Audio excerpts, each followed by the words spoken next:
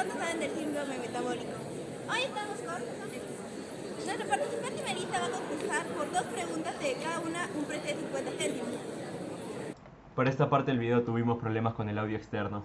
No se enojen, pusimos subtítulos. Ahora, se te va a realizar la primera pregunta. ¿Qué es el síndrome metabólico para ti?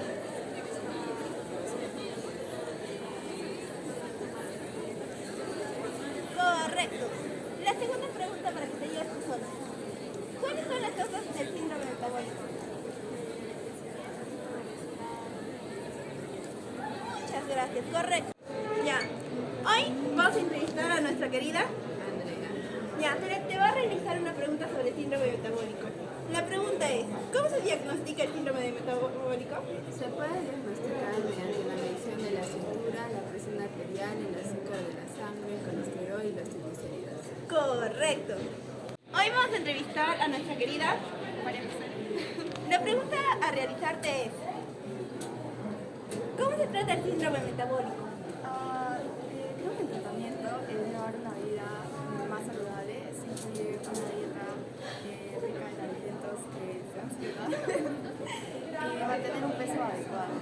También creo que se pueden recetar medicamentos para enfermedades asociadas al síndrome metabólico como la diabetes y la hipertensión.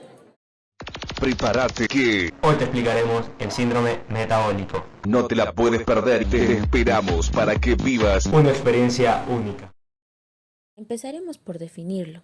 El síndrome metabólico no tiene una definición exacta, pero podemos considerar que se caracteriza como una serie de desórdenes metabólicos que se consideran factores de riesgo para el desarrollo de diabetes y enfermedades cardiovasculares. Las principales alteraciones asociadas incluyen resistencia a la insulina, hiperinsulinemia condensada, tolerancia anómala a la glucosa, dislipidemia aterogénica, obesidad central o visceral, hiperuricemia. Cabe resaltar que la hiperuricemia significa niveles altos de ácido úrico en sangre. Y otras alteraciones. ¿Cuáles son los factores de riesgo?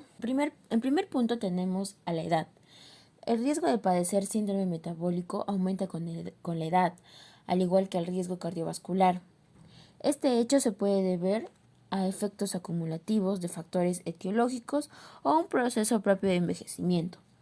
Pero es importante destacar la presencia creciente de síndromes metabólicos en adolescentes y adultos jóvenes.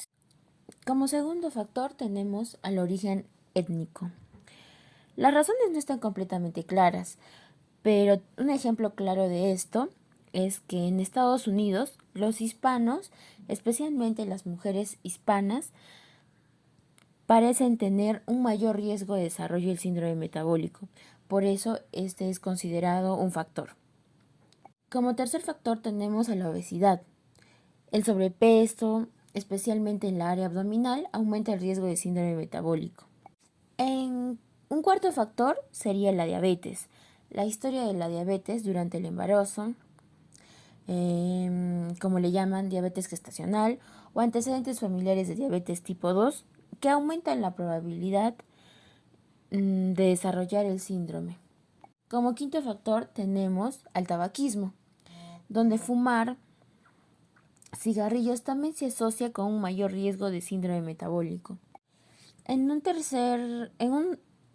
sexto punto tenemos al ácido úrico, la hiperuricemia. Los altos niveles de ácido úrico en la sangre se asocian con un aumento de hiperinsulinemia y posteriormente con un síndrome metabólico. Y como un cuarto factor más genérico tenemos otras enfermedades como la enfermedad del hígado graso, no alcohólico, el síndrome de ovario poliquístico, las apneas del sueño. También se menciona como condiciones que aumentan el riesgo de síndrome metabólico. ¿Cuáles son las causas? El síndrome metabólico está relacionado con la resistencia a la insulina, donde las células no responden adecuadamente a esta hormona y la glucosa no puede ingresar a las células de manera eficiente. Esto provoca un aumento de los niveles de glucemia, incluso cuando el cuerpo produce más insulina, para intentar contrarrestarlos. El diagnóstico del síndrome metabólico se realiza mediante la evaluación de varios parámetros clínicos y de laboratorio. Entre ellos se incluye la medición de la presión arterial y análisis de sangre para determinar los niveles de glucosa, colesterol y triglicéridos. La presión arterial se mide para evaluar si está elevada, ya que la hipertensión es uno de los componentes del síndrome metabólico. Los análisis de sangre permiten detectar niveles anormales de azúcar en la sangre, hiperglucemia, así como concentraciones elevadas de colesterol LDL, que es el colesterol malo, y triglicéridos, además niveles reducidos de colesterol HDL, que es el colesterol bueno. Estas alteraciones en los valores de los lípidos y la glucosa son indicadores del desequilibrio metabólico. Es importante destacar que el diagnóstico del síndrome metabólico no se basa únicamente en la presencia de uno o dos de los componentes mencionados anteriormente, sino en la combinación de varios de ellos. Según criterios de diferentes organizaciones médicas como la Federación Internacional de Diabetes, se establecen diferentes criterios para considerar a una persona como portadora del síndrome metabólico. Estos criterios incluyen la presencia de varios factores de riesgo como la obesidad abdominal, la resistencia a la insulina, la hipertensión y alteraciones en los lípidos sanguíneos.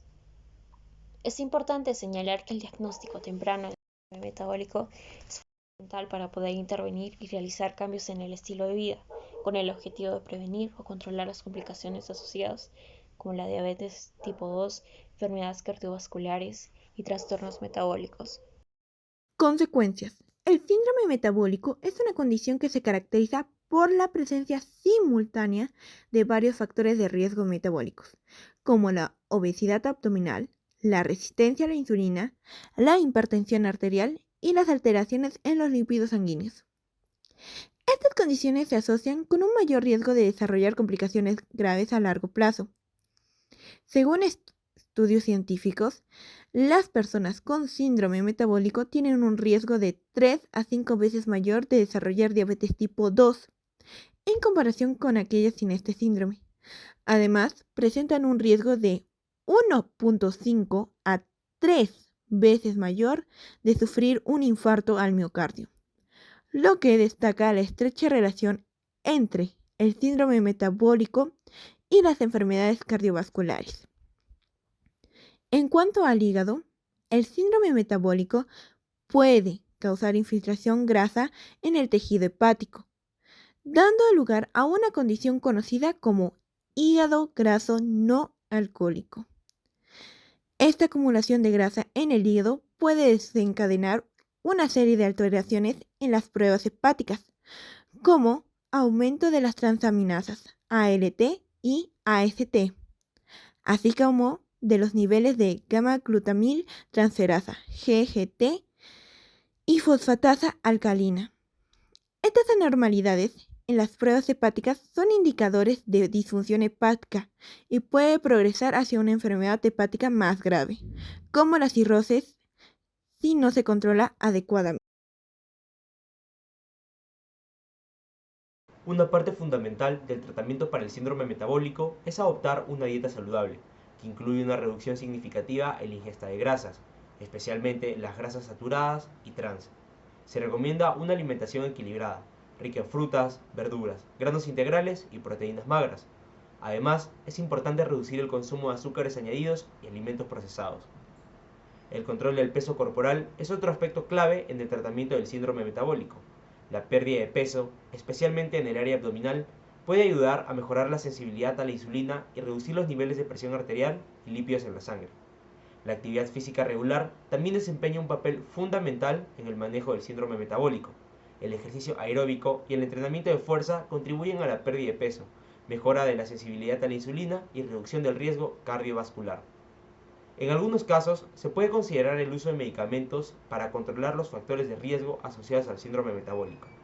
Los fármacos reductores de triglicéridos, como los fibratos o el ácido nicotínico, pueden ser prescritos para normalizar los niveles de lípidos en la sangre. Sin embargo, es importante destacar que el tratamiento farmacológico debe ser individualizado y utilizado en combinación con los cambios en el estilo de vida. De esta forma, concluimos con el video de síndrome metabólico. Espero que les haya servido para conocer un poco más sobre esta patología y nos encontraremos en una próxima ocasión.